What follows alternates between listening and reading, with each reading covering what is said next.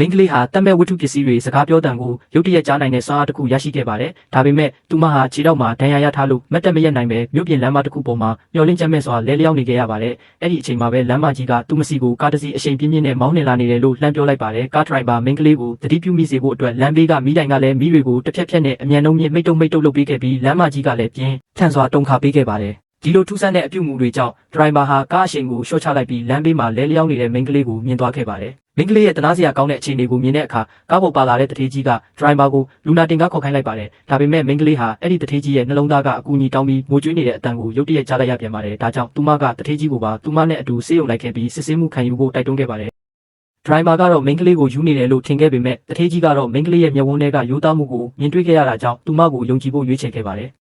ဆေးရုံမှာစစ်ဆေးမှုတွေအပြီးမှာတော့တထေးကြီးဟာမင်းကလေးကိုအထက်အခါကကျေးဇူးတင်ပါတော့တဲ့အကယ်၍သူမသားသူ့ရဲ့နှလုံးရောဂါအခြေအနေကိုသတိမထားမိခဲ့ရင်သူဟာအချိန်မီကုသမှုမခံယူရဘဲတေဆုံးသွားတော့ပါပြီထို့နောက်တထေးကြီးဟာမင်းကလေးကိုမိဘတွေကအိမ်ကနှင်ထုတ်ထားလို့နေစရာမရှိဘူးဆိုတာကိုသိရှိသွားခဲ့ပါတယ်တထေးကြီးကချက်ချင်းပဲသူမကိုမွေးစားသမီးအဖြစ်ခံယူခြင်းသလားလို့မေးမြန်းခဲ့ရာမင်းကလေးကလည်းအလွန်အမင်းဝမ်းသာအားရနဲ့တုံ့ဆိုင်ခြင်းမရှိဘဲသဘောတူခဲ့ပါတယ်နောက်တစ်နေ့မှာတော့တထေးကြီးဟာသူမကိုသူ့ရဲ့ဆိုင်ရင်ကြီးစီခေါ်ဆောင်သွားခဲ့ပါတယ်သူကသူမကိုကြောက်စိမ့်ဆွဲပြတစ်ခုကမ်းပေးရင်းဒါဟာမိသားစုအတွင်းမှာသူမရဲ့တရားဝင်အဆင့်တန်းကိုကိုစားပြုတယ်လို့ရှင်းပြခဲ့ပါတယ်မိန်းကလေးကကြောက်စိမ့်ပေါ်မှာထုစစ်ထားတဲ့မျိုးရိုးအမည်ကိုမြင်လိုက်ရတဲ့အခါကျမှသူမဟာမျိုးရင်းအချမ်းသာဆုံးတထေးကြီးရဲ့တမိဖြစ်လာခဲ့မှန်းသိရှိသွားပြီးဘာမှမစင်စားပဲတထေးကြီးကိုဖေးဖေးလို့ချက်ချင်းခေါ်လိုက်ပါတော့တယ်အဲ့ဒီညမှာကတင်အစ်စ်ပေါ်မှာလဲလျောင်းနေရင်းနဲ့တောင်ရရှိလာတဲ့ပျော်ရွှင်မှုတွေဟာအိမ်မက်လိုဖြစ်နေသေးပါအဲ့ဒီအချိန်မှာပဲသူမရဲ့ဖုန်းကစကားပြောလာပြီးသူမဝင်ပြိုင်ဖို့စောင့်ကြည့်နေတဲ့ကြောင်မြတ်ရတနာဒီဇိုင်းပြိုင်ပွဲဟာနောက်ထပ်9ရက်နေရင်ပိတ်တော့မယ်လို့သတိပေးခဲ့ပါတယ်မင်းကလေးဟာသူမရဲ့မူရင်းဒီဇိုင်းပုံစံတွေအိမ်ဟောင်းမှာကြံခဲ့တာကိုချက်ချင်းသတိရသွားပါတယ်သူမဟာပုံစံတွေကိုပြန်ယူပြီး